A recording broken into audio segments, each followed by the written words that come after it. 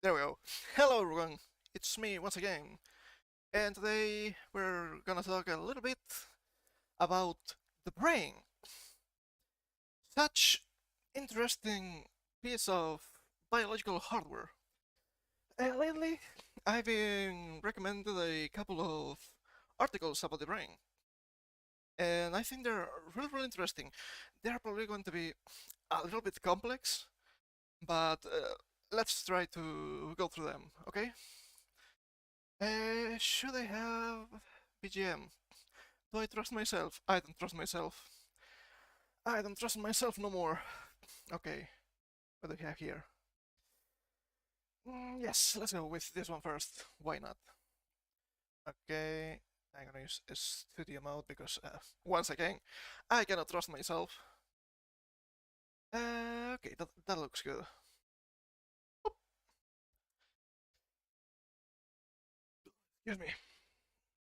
I think a little bit strange lately. I will leave the links to these articles later in the description if you want to read them yourselves.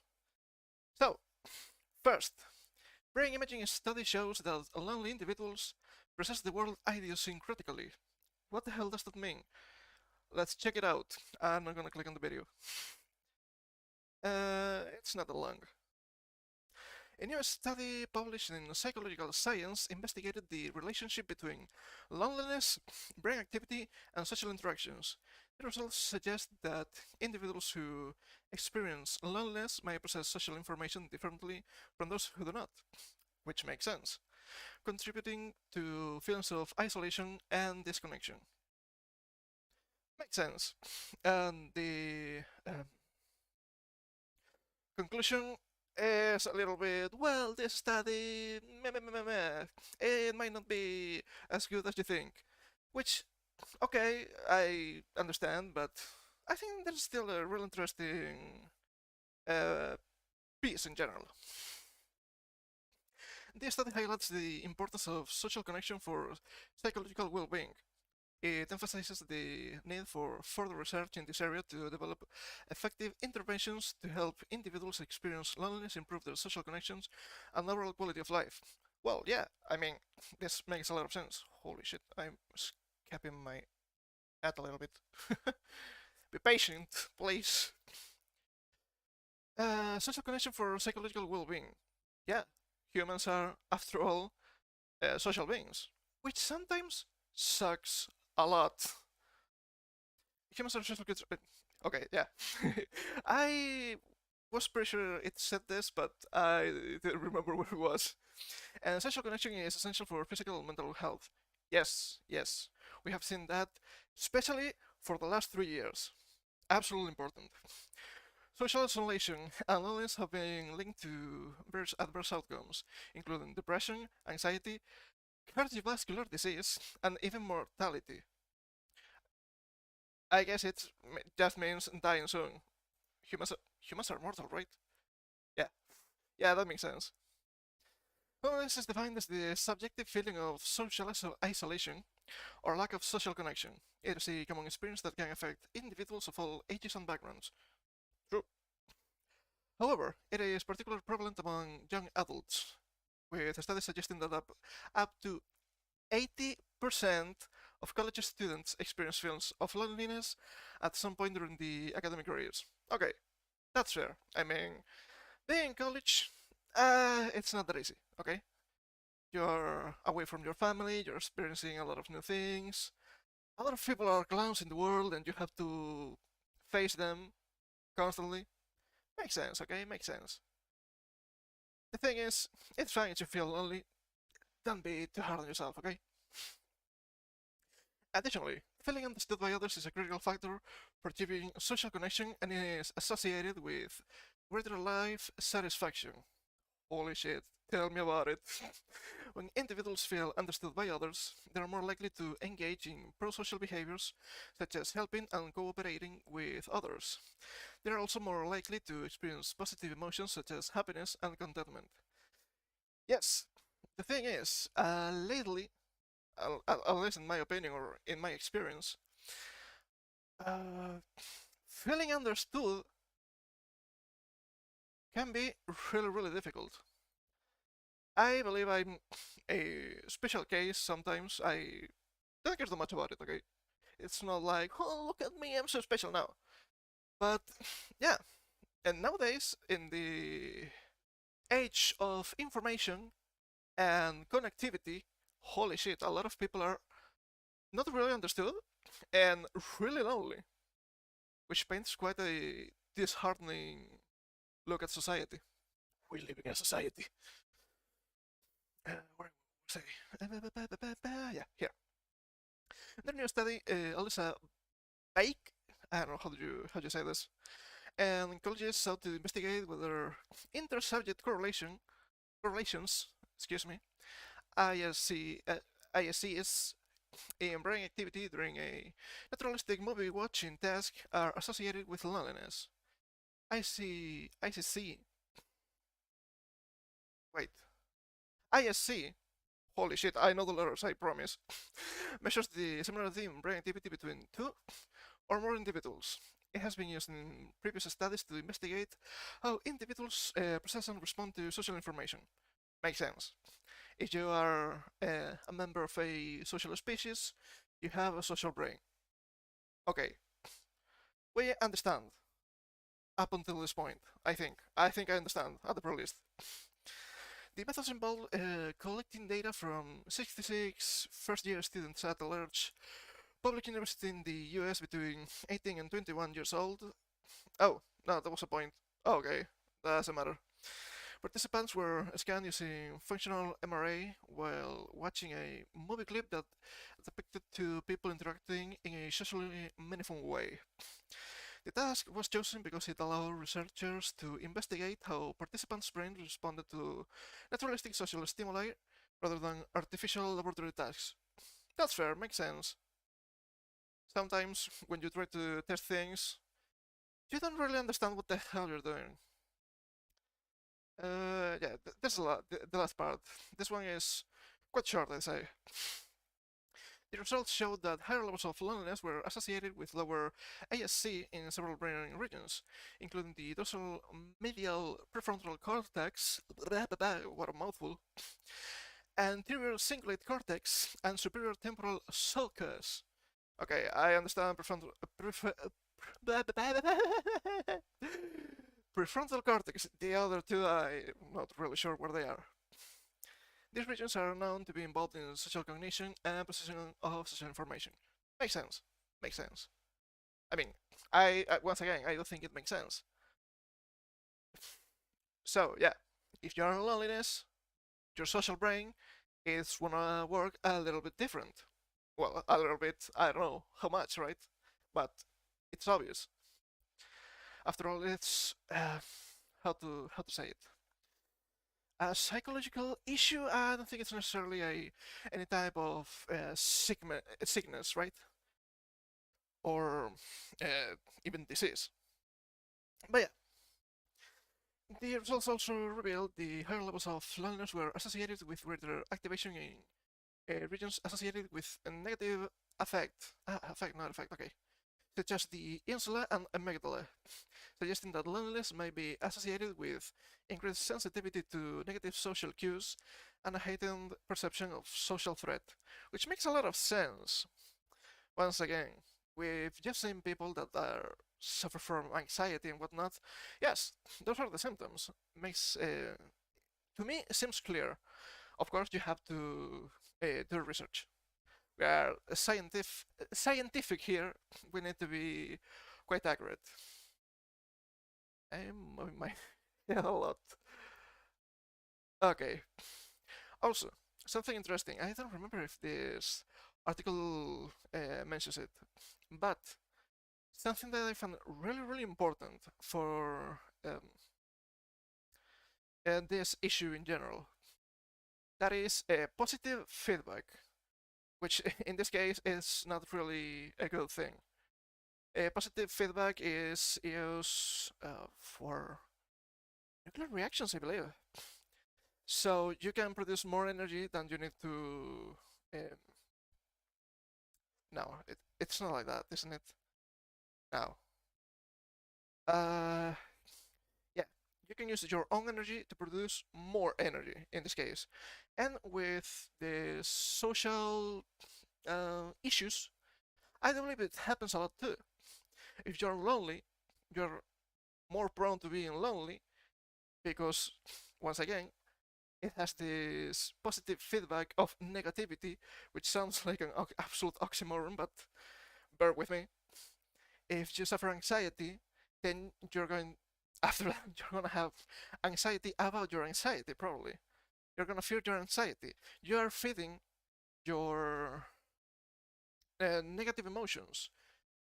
Your own brain is cooking itself with negativity, which helps it to be even more negative. It's an absolute mess. It is an absolute mess. Monkey brain, too weak sometimes. Where was I? I was around here, I believe, right? Our results suggest that lonely people process the world idiosyncratically. Holy shit. English. Too hard sometimes. Which may contribute to the reduced sense of being understood that often accompanies loneliness.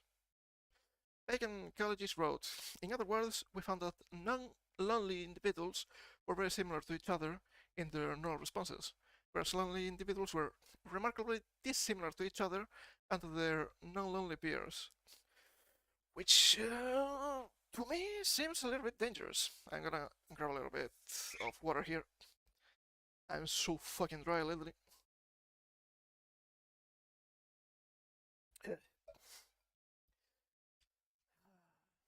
I'm not really good with the heat, and it's not even summer yet. Or is it? No, it starts tomorrow. Yeah, if every lonely individual had a similar brain activity, treating that would be easy, but this is the usual case by case basis, which means it's going to be complex and a pain in the ass. It is what it is, though. The researchers said that these findings provide evidence for a neural basis for loneliness. It's still good, in my opinion. If you can draw similarities, that's really good. Uh, Suggesting that individuals who experience higher levels of loneliness may have difficulty processing social information and may be more likely to experience negative emotions during social interactions. This study also suggests that interventions aimed at improving social connections may benefit individuals experiencing loneliness. And now we get here to the maybe not that real, maybe not that useful. But I think the conclusions are fair, real, and an issue. Actually, an issue. The research team, the research team acknowledged some limitations to their study. Firstly, it only included young adults from one university, which limits generalizability to other populations. Secondly, it only measured loneliness at one point, so it is unclear whether changes in ASC over time are related to changes in loneliness. Yeah, that's fair. That's probably the most important point here.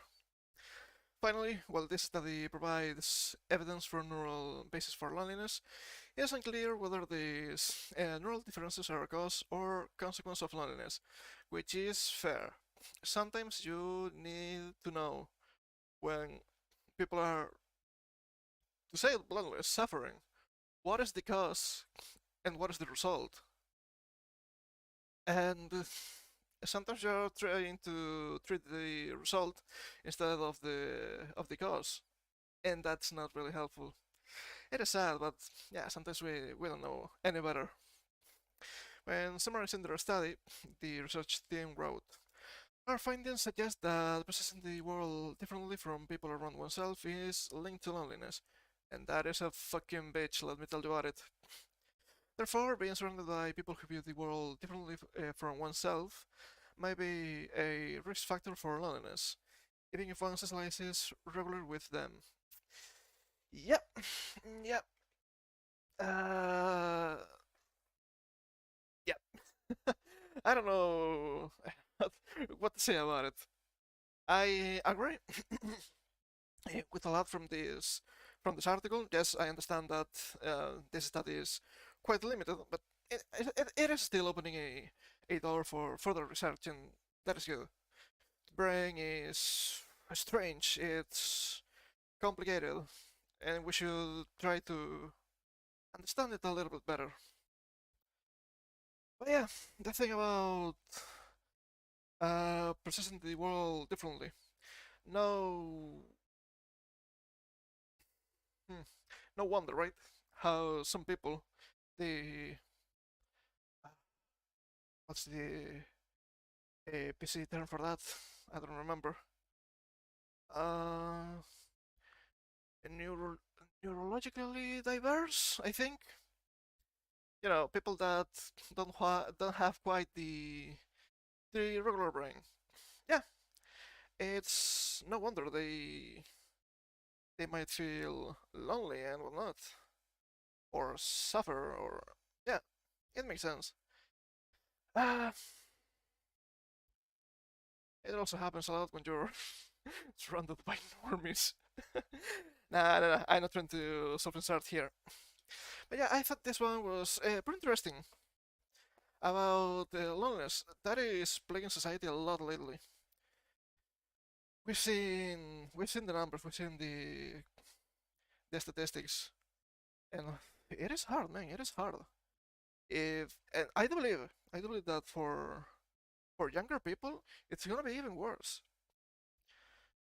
If you sing what was it, the whatever podcast, holy shit, that thing paints a really dystopian future, in my opinion. Yeah, yeah, you're young and you have to be in Tinder fucking around. I don't know about that one, Chief. But yeah, and also I have. Let me see if it's properly set here. Yes, a little bit of philosophy and brain, which it's extremely complex and extremely delicious to me. Uh, I have some things that I disagree with this, because even if I agree with the experiment here, I don't have to come to the same conclusions. It's a little red cat. Doesn't matter. Eastern philosophy says there's no self. Science agrees. I'm not sure if science agrees. Big thing, we can disagree. We can disagree. It's fine.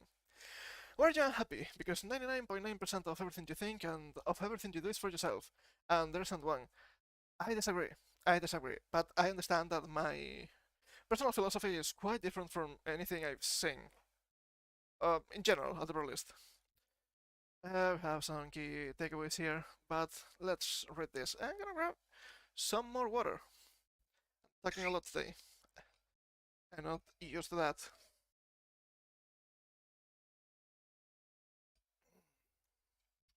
Fresh. So fresh. The brain empowered individual, which is variously called the self, the ego, the mind, or me, lies at the center of Western thought. In the worldview of the West, holy shit, I almost broke my nail. Ow. What the fuck am I doing, man? Uh, we heard the greatest thinkers as world changers. There's no more concise example of this than philosopher René Descartes' famous statement, "Quito ergo sum," or I think, therefore I am.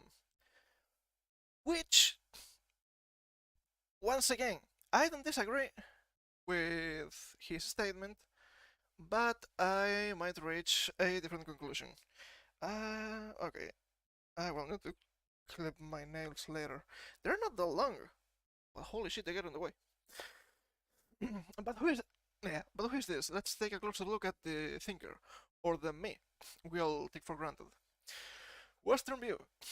The self is a pilot. The I is for most of us the first thing that pops into our minds when we think about who we are. The I represents the idea excuse me, of our individual self, the one that sits between the ears and behind the eyes, and is piloting the body. the pilot is in charge. It doesn't change very much. And it feels to us like the thing that brings our thoughts and feelings to life. It observes, makes decisions, and carries out actions, holy shit. Just like the pilot of an airplane.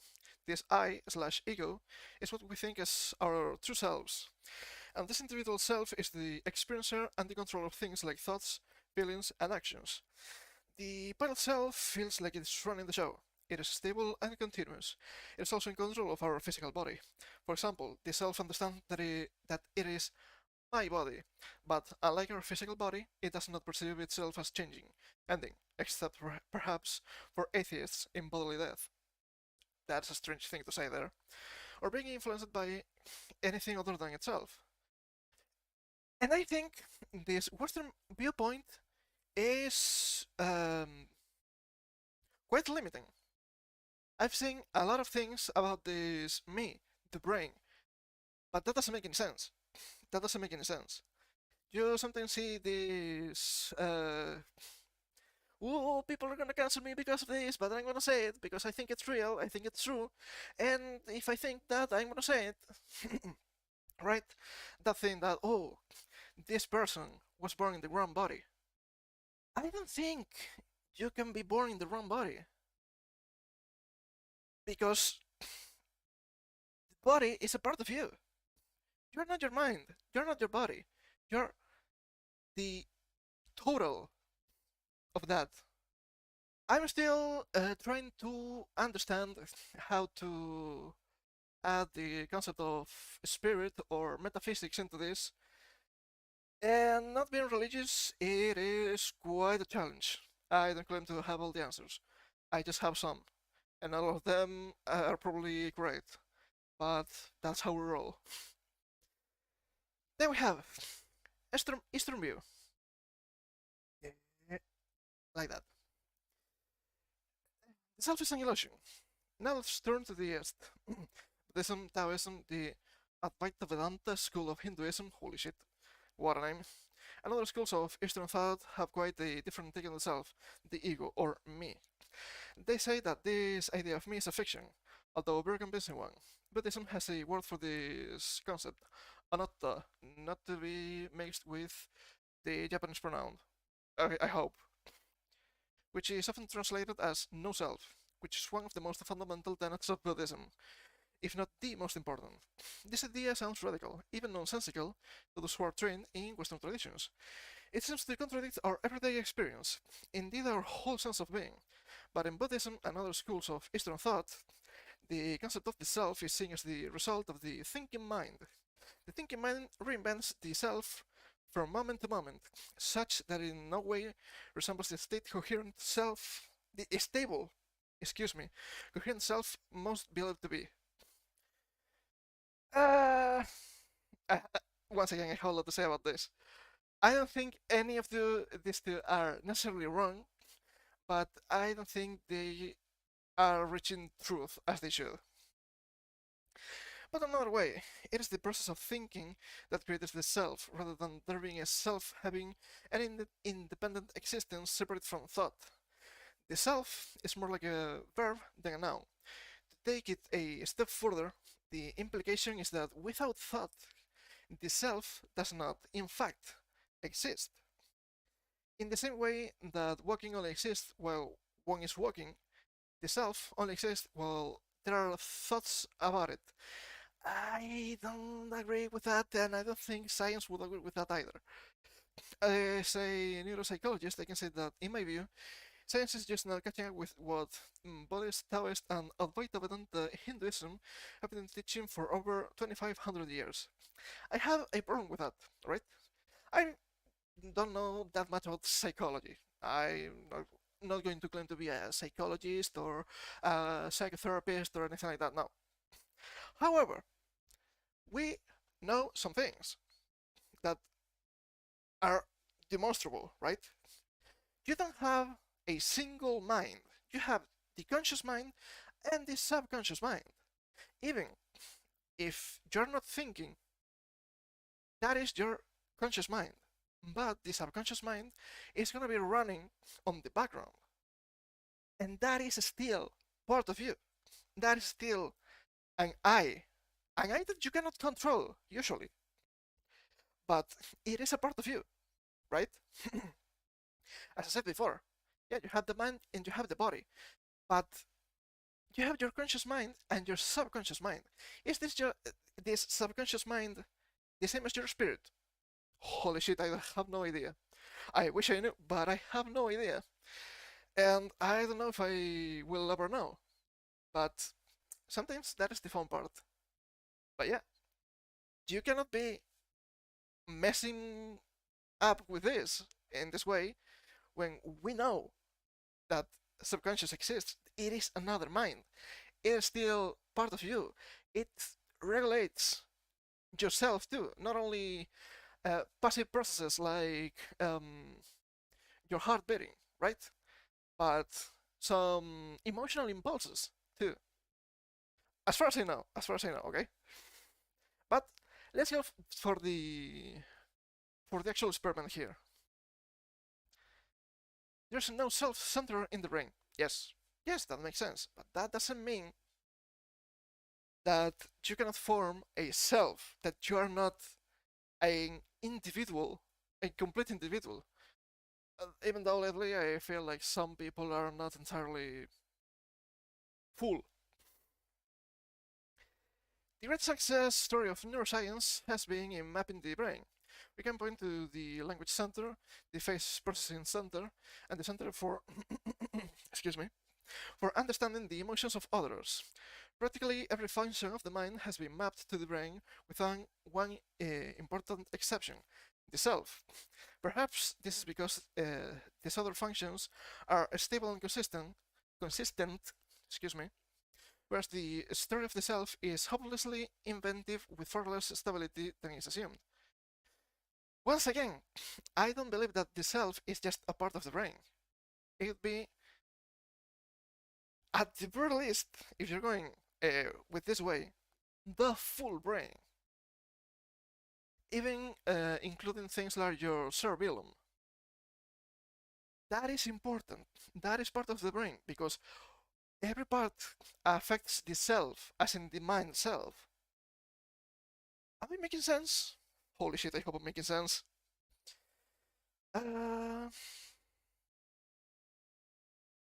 Yes.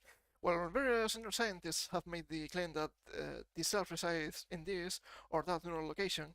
There's no real agreement among the scientific community about where to find it. Not even whether it might be in the left or the right side of the brain. Perhaps the reason we can find the self in the brain is because it isn't there. I agree. I agree with that. But because of a different reason, as I said before. If the self is the combination of body, mind, or minds,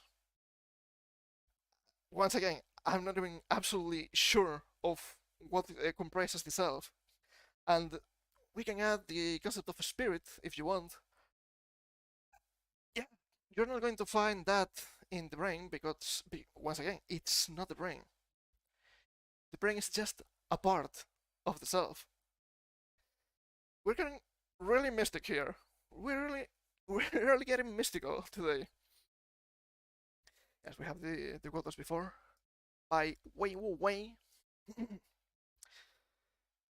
This might be a difficult point to grasp, chiefly because we have mistaken the process of thinking as a genuine thing for so long. Okay, to be fair, it is a thing, maybe not something physical that you can touch, but yeah, thinking is a thing. It will take some time to see the idea of me, a simple idea, rather than fact. Your illusionary self, the voice in your head, is very convincing. It narrates the world, determines your beliefs, replaces your memories, identifies with your physical body, manufactures your predictions of what might happen in the future, and creates your judgments about the past. It is this sense of self that we feel from the moment we open our eyes in the morning to the moment we close them at night. It seems all important, so it often comes as a shock when I tell people that, based on my work as a neuropsychologist, this I is simply not there. At least not in the way we think it is. It's fine, it's fine. We can disagree with that, right? The big difference between the Eastern spiritual traditions and psychology is that the former has recognized this experientially and the latter did so experimentally. And accidentally, for the matter, as per usual, right? And in my view, this means that those who study and teach psychology are still largely unable to appreciate the implications of these findings.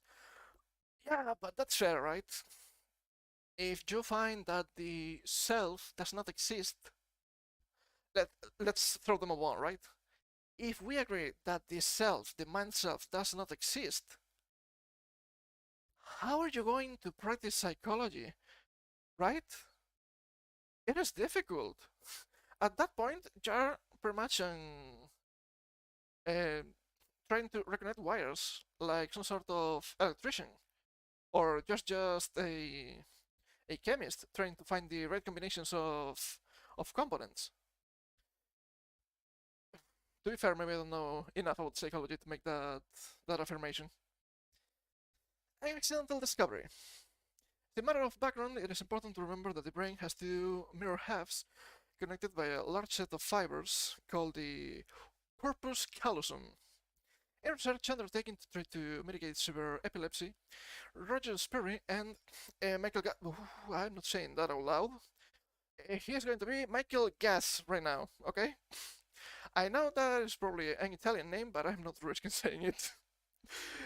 Believe that by getting this bridge between the two sides of the brain, seizures would be easier to control. They were correct, and Sperry would win the Nobel Prize in 1981 for this work. Absolutely fantastic. While each side of the brain is specialized to do certain types of tasks, both sides are usually in continuous communication. When this connection was disrupted, however, it became possible to study the job of each side of the brain in isolation. With the sides disconnected in these epileptic patients, scientists could test each on its own and gain insight into the functional differences between the left and the right sides of the brain. These patients were referred to as split-brain patients. Okay. There's going to be a lot of scientific mumbo-jumbo, but doesn't matter. To understand this research, it is also important to know that the body is cross-wired. Yes, I think a lot of people know that nowadays.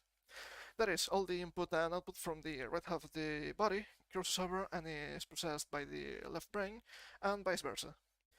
This crossover is also true for vision, so that the left half of what we see goes to the right side of the brain, and vice versa. Okay, it feels a little bit repetitive, but I understand. Again, this only became obvious in the split brain patients, and research with the subjects led to one of the most important discoveries about the left side of the brain. One that has yet to be fully appreciated by modern psychology or the general public. In one of Gad's experiments, yeah, I'm not saying that name full, researchers presented the word walk to a patient's right brain only. The patient immediately responded to the request and stood up and started to leave the bank in which the testing was taking place. When the patient's left brain, which is responsible for language, was asked why he got up to walk, the interpreter came up with a plausible but completely incorrect explanation. I'm going to the house to get a Coke. Yeah, I mean, the brain doesn't like blanks, right?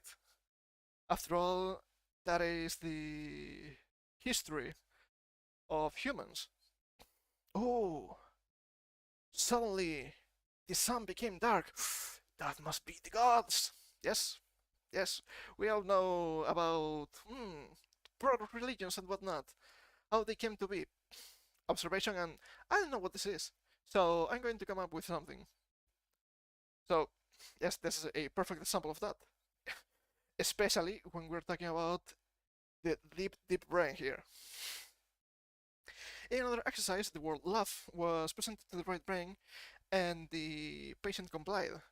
When asked why she was laughing, her left brain responded by cracking a joke. You guys come up and test each month. What a way to make a living. Remember, the correct answer here would have been I got up because you asked me to. And I laughed because you asked me to. But since the left brain didn't have access to these requests, it made up an answer and believed it rather than saying, I don't know why I just did that.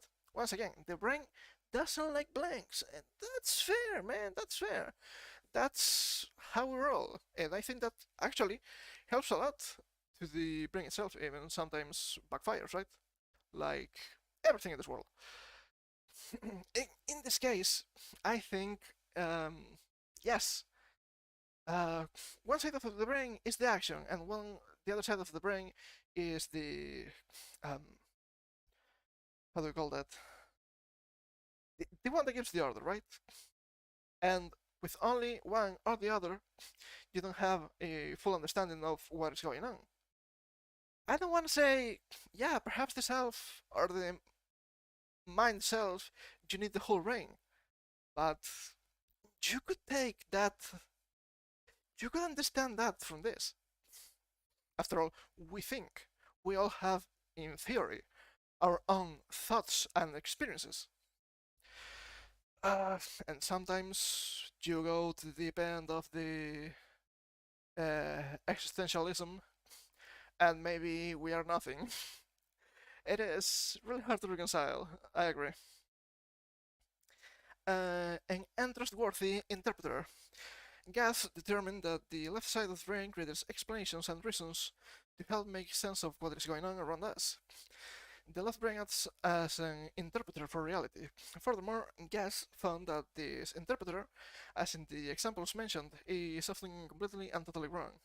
This finding should have rocked the world, but most people haven't even heard of it. I find this part really interesting, right?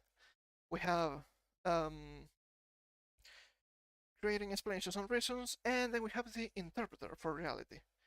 Yes, but if oh wait. No, I'm messing up a little bit. Both parts are the left part of the brain, right? The left brain is the interpreter.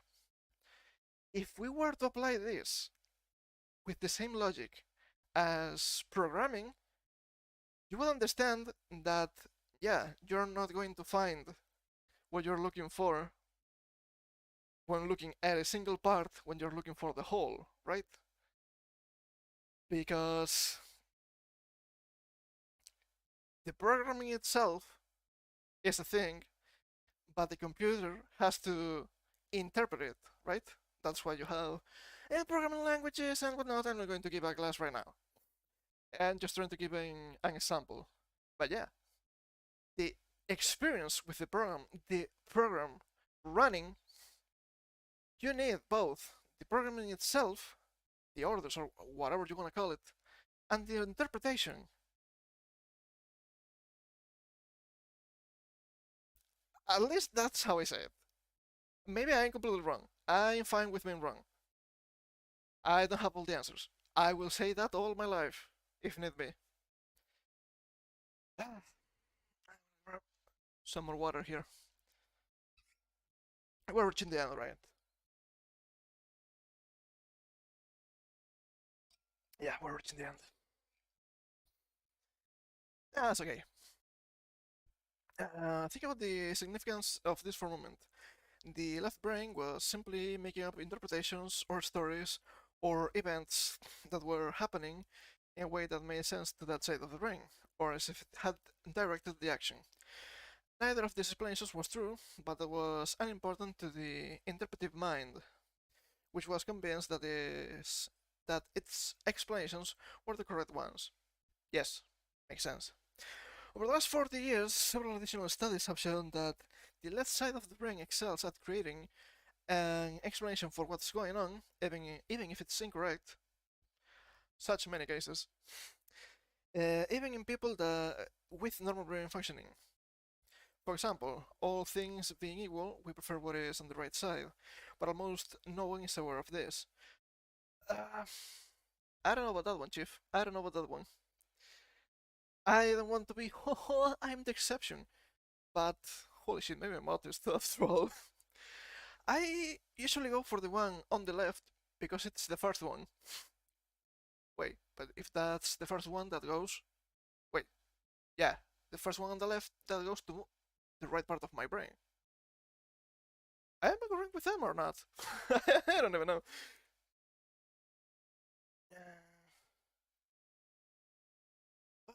Almost no one is aware of this, so researchers presented participants without previous brain injury with three almost identical items and asked which they preferred. There was an obvious right preference, but when asked why, they made up a totally incorrect story such as, I just like the color more. Even when the researchers told them the idea of the study, the left brain of participants couldn't help but believe the stories it had created. Yeah, it also helps a lot that the human brain is contrarian by nature, and it shows. It shows a lot. I'm an absolute contrarian. I'm gonna say it right now. Yeah, we have a little bit more here. The truth, the truth is that your left brain has been interpreting reality for you your whole life, and you're like most people, you have never understood the full implications of this. This is because we mistake the story of who we think we are for who we truly are. Yeah, yeah, I agree with that. I agree with that. I think that is the brain trying to be more important than it really is. Do not get me wrong. It is uh, an essential organ in the body, and it does a lot of work. But just the brain, it's not you. That is easy to understand. The uncontrollable inner voice. Most of us live our lives under the direction of the interpreter, and that makes the mind our master, and we're not even aware of this. We may become angry, offended, sexually aroused, happy, or fearful, and we do not question the authenticity of these thoughts and experiences. While it is clear that these experiences are happening to us, we somehow retain the idea that we're still in charge of it all. Yes, but many of these actually come from the body, right? Becoming angry might be half and half, depends on the reasoning. Becoming offended, it's probably the brain. But things like being aroused or fearful, they're usually body things, right? Even if you want to say, well, yeah, but the nerve system or whatnot, yeah, but these are body things. Maybe there are something that you look and see are the same, right? That you hear, that you smell. Sometimes it is even hard to explain, right? This sixth sense. Ooh, I think something's going on. Probably it's one of your senses catching up, something that you are not processing right now. Sometimes it's just made up. it happens. It happens too. But yeah, that at least to me, right? At least to me. This is just my view of things. So I don't know, man. I don't know. I want to say that the body is still really important. It's still how we communicate with our environment. It's not just um, a fleshy suit. It's more important than that. The brain affects the body, and the body affects the brain. Easy as. Yes. Test this out and directly experience the interpreter rather than assuming it is who you are. For the rest of the day, notice if an inner voice creates theories to explain what is happening. The voice may say, that person looks happy, that person seems smart, or maybe I shouldn't have sent that email. If these stories are who you are, you you should be able to turn them off, can't you? Here's another way to test this. Read the following two numbers, but do not complete the pattern by filling in the blank using your inner voice. 3, 2, blank. Did your inner voice finish the pattern and say 1? Try it again. And really try not to finish the pattern in your head. The next time there's an intrusive thought, consider the bare fact that you're being unable to stop it proves that there is no inner self that controls it. Wait, are these guys saying that there is no self because subconscious mind? I hope not. I hope not, actually. That would be quite pseudo-scientific. Science supports the Eastern view. There are a lot of things of Eastern philosophy that I like, that I think they're close to the truth. But here we can disagree, especially if you want to push the oh, there's no I, there's no self. There is, but it is not what you think it is, probably. Science supports the Eastern view, yes. So the first time in history, for the first time in history, the findings of scientists in the West strongly support, in many cases without meaning to, one of the most fundamental insights of the East. The individual self is more akin to a fictional character than a real thing.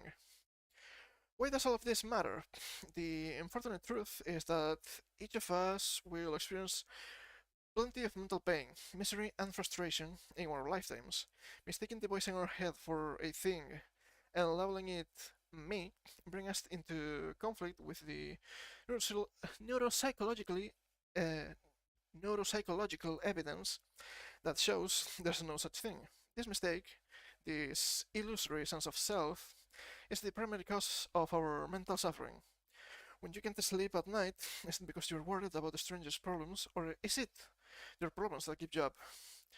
For most of us, we worry about my work problems, my money problems, and my relationship problems. What will happen if we remove the self from these problems? Yeah, yeah, you're not entirely wrong, but I think that's more philosophy than science, right?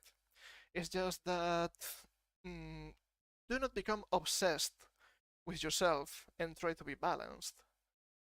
I don't think that is just I'm not real. It is strange. It is quite complex. I've read this one a couple of times, and a couple of other things too, right?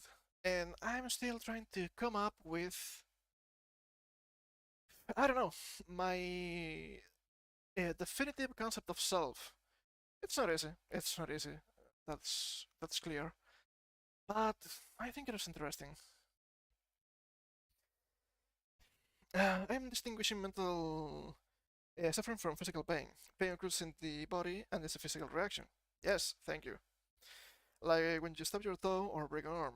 The suffering I speak of occurs in the mind only and describes things such as worry, anger, anxiety, regret, jealousy, shame, and a host of other negative mental states.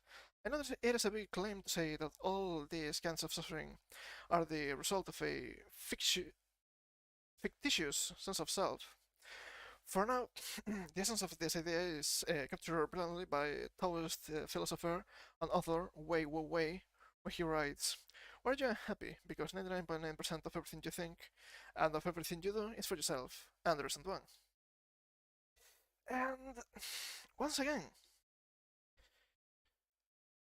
there is a brain, and the brain does things, and your thoughts are a reality. So you cannot just simply say, "Oh yeah, that is not real." That doesn't make any sense because it is clearly real. Because there's something, there's a thing. You're thinking, you are acting on your thinking sometimes, not every time, right?